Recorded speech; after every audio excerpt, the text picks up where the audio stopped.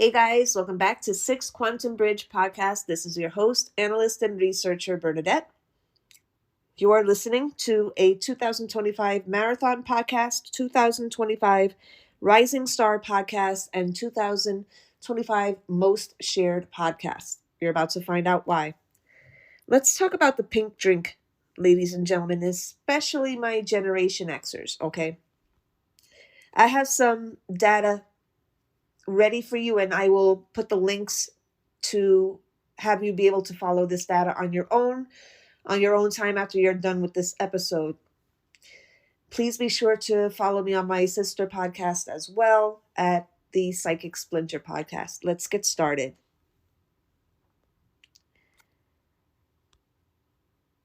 At the surface level, the official script given to kids and parents in the 80s was that the pink liquid was a fluoride rinse for dental health. I remember personally being told that it was for our teeth and to make our teeth stronger. And even then, I'm thinking to myself, isn't this something that should be done in a dentist's office and not here in school? But there's only so many things that a 7-year-old at the time can question. But for those of us in the GATE program, GATE, also known as the Gifted and Talented Education Program, the fluoride story often feels like a logic cover for something much more specialized, okay? The dental health, quote unquote, screen, from a purely clinical perspective, school-based fluoride programs, often called SWISH, were widespread, especially in rural areas or places without fluoridated water. Now, the ritual was as follows. Students would be given a small cup of pink bubblegum flavored liquid, told to swish for 60 seconds, and then crucially, to spit it back out.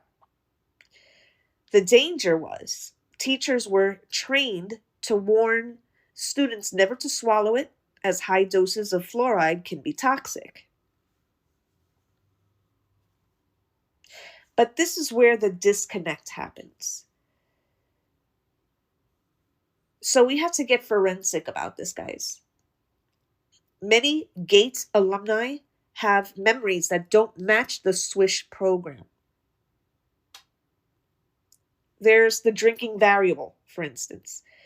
While the dental rinse was strictly for spitting, many in gifted programs recall actually consuming a pink liquid during testing or nap times, quote unquote.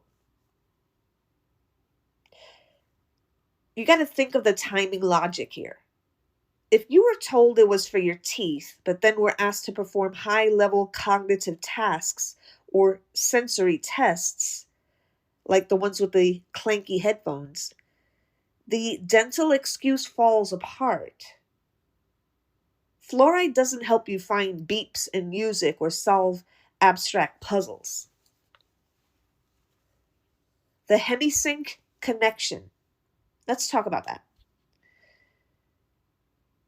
There is a heavy forensic theory among us alumni that these drinks were metabolic primers designed to stabilize your brain frequency while you were exposed to audio stimuli intended to synchronize your brain hemispheres.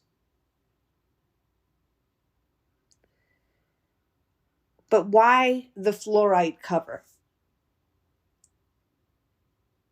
If they were giving you a cognitive supplement, telling a 7-year-old it was for strong teeth, quote unquote, is the perfect distraction logic. Why did they go for that angle? Because there's low suspicion. No parent or child questions a health initiative. By telling you it was health related, quote unquote, they could monitor how you followed specific repetitive instructions while your brain was under the influence of the glucose or nutrients in the drink.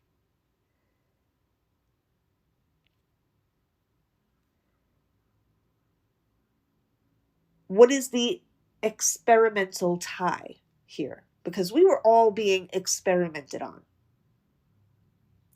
In the 80s, the American Fund for Dental Health, or the AFDH, and the Public Health Service were the primary drivers. If you were in a high-level academic program, your data wasn't just going to a dentist. It was going into a database of specialized cognitive blueprints. And our kids are taking the pink drink long after the program finished and was defunded. I'm looking at you, Act bubblegum flavored mouthwash. That's pink, that you have to spit out, that you can't have too much than what's required to spit out, or it's toxic and you have to call a poison control center immediately. Why? It looks exactly like the pink drink that we were given in the 80s. And now they're giving it to our kids. They follow every generation. We all know that these mouthwashes are laced in fluoride, and kids don't always remember to spit it out. Now, color me a conspiracist, but are you picking up what I'm putting down? The quote-unquote dental health screen. From a purely clinical perspective, school-based fluoride programs, often called SWISH, were widespread, especially in these rural areas. And they had them here in the city as well, here in New York. We didn't stay behind. I remember having the main school and then the little trailer where all of these tests were taking place. Of course, they don't have that anymore because, it's been defunded. But back in the 80s, it was sitting right there. Having a trailer next to a school is questionable enough. But to know and remember now what was going on in these trailers is enough to make your head spin.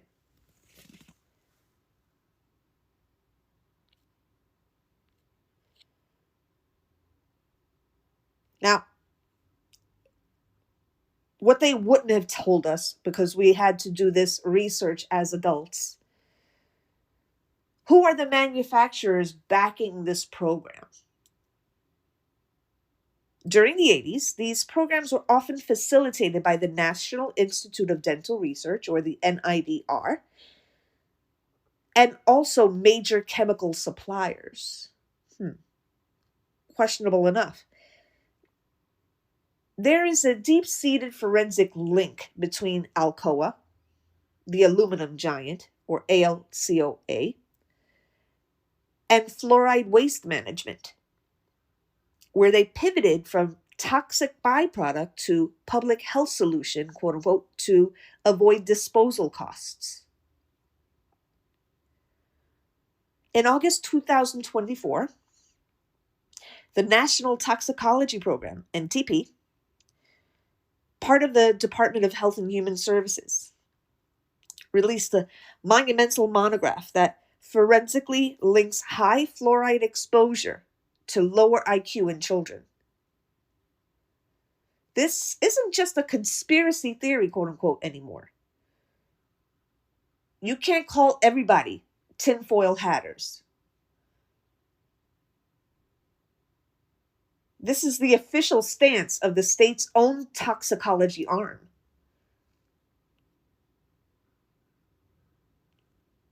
So, what do they report? They report the IQ drop.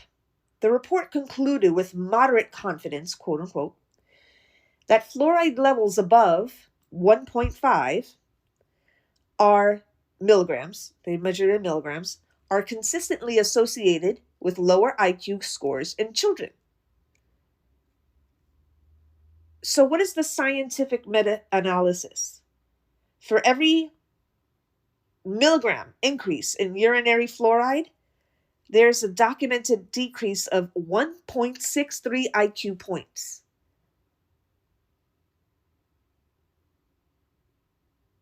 Of the 19 high-quality studies analyzed by the NTP, 18 reported an inverse association between fluoride and intelligence.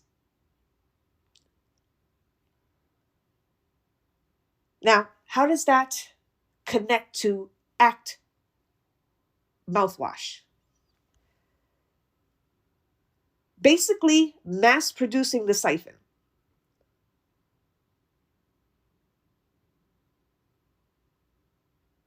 ACT Kids mouthwash contains 0.05% sodium fluoride, while the government recommends, quote unquote, 0.7.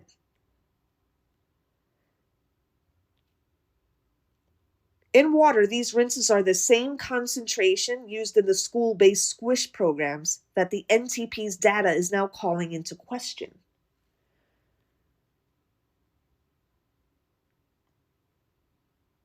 So let's look at the spitting lie. Even the bottle warns. If more than used for rinsing is accidentally swallowed, get medical help or contact a poison control center right away. If it's safe, why does a single swallow trigger a medical emergency, and why were they telling kids in the GATE program to drink it?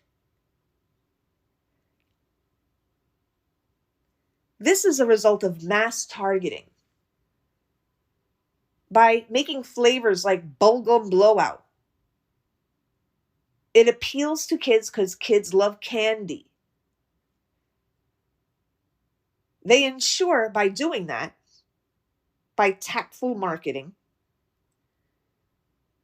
they ensure the biological blueprint of the next generation is exposed to the maximum OTC strength of fluoride daily, continuing the calcification we experienced in GATE. Fluoride, if you are a spiritual person, you know this to be true. Fluoride calcifies the pineal gland, which is directly related and attached to and is the internal third eye. And the Generation X crowd were the beta testers for this. While they told our parents it was for our teeth, they were collecting data on how our gifted brains responded to neurotoxic exposure. What are they planning? A neurogas that fucks with your head, that makes you act crazy, that zombifies people? They were looking at who they can zombify. Look at all of this stuff that we see plain in our faces. All these zombie movies. Listen, man, I love the zombie movies as much as the next person, okay? But you see things like this, it makes you think, is this predictive programming?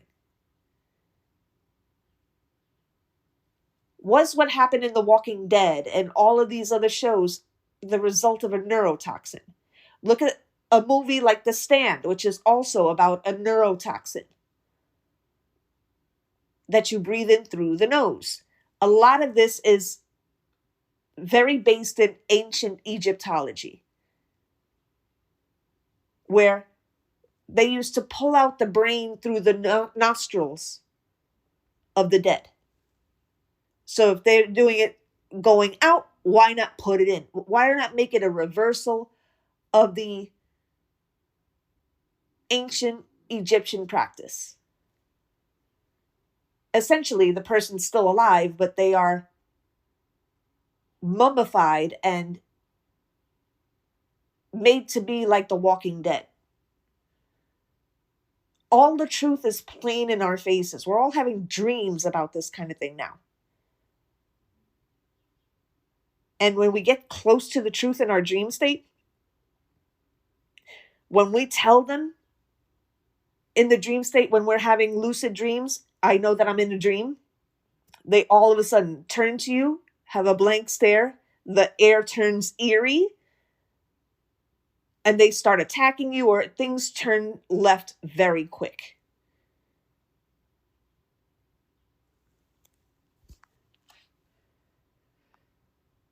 You have to think of what they're planning. Why neurotoxins? They can't make things obvious, right? They have to make you look crazy so that they can continue their operation unchecked. And then they get to call you a conspiracy theorist. Because if everybody thinks you're crazy, then nobody will pay attention to what you have to say, and then the rest of the people don't do what they need to do. And if all of us fight against the government,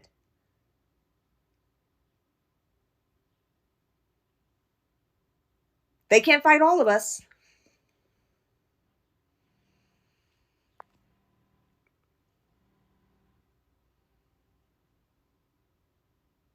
This is why so many of our peers feel mentally foggy or disconnected from their original sovereignty.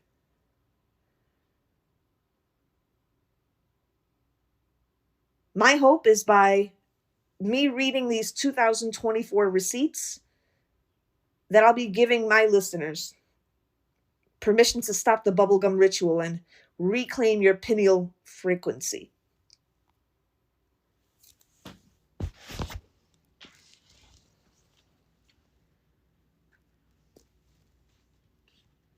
I think we need a theme song.